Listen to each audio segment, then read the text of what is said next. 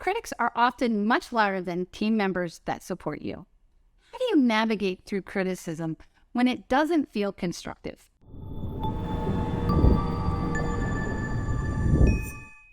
In leadership positions, it's pretty much guaranteed that you'll have supporters and you'll have naysayers.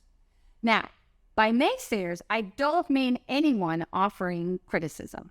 To me, naysayers are usually the people who refuse to respect your decisions, especially those that have already been made. They often think, I could have done better, but put no effort into constructive criticism. And that's the difference. Constructive criticism is really someone trying to help you. They see something and they give you some criticism in a constructive way that will help you move forward. Naysayers look at what you've already done and say, I could have done that way better. They just love to second guess your decisions without looking at the entire situation. They just think, I could have done it better. Now, I'm going to start by saying that when someone in your team is upset with the way that things are being taken care of, the best action, again, is to try to understand where they're coming from. We talked about empathy in the last piece, and that's the piece that I think is important. Empathy is different than a naysayer or somebody that's just being critical to be critical. When you work to try to understand constructive criticism and people's point of view, they begin to be more receptive to trying to understand your decisions.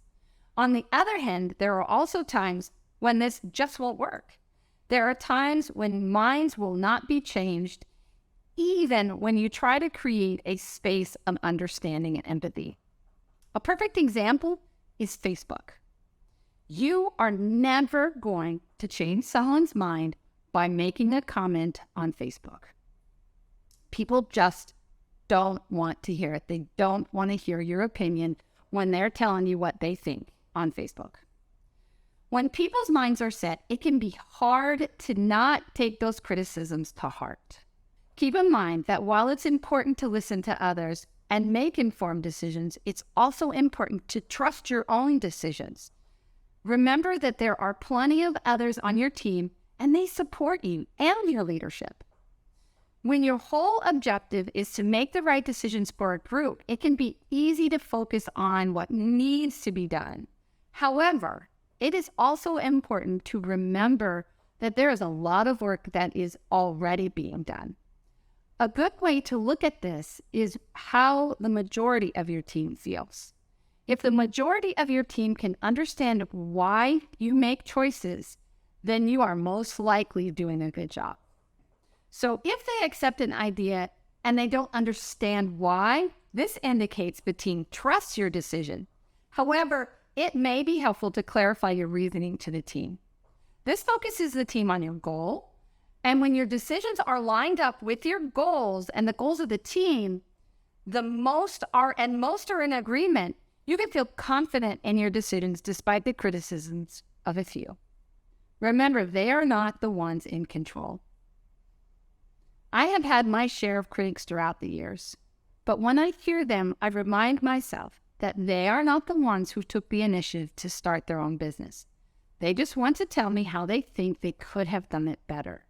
Critics can be louder than supporters.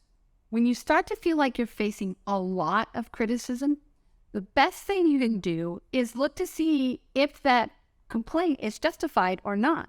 If it's not, or if the changes to the rules are beyond your control, remember that you will be more likely to pay attention to complainers than supporters.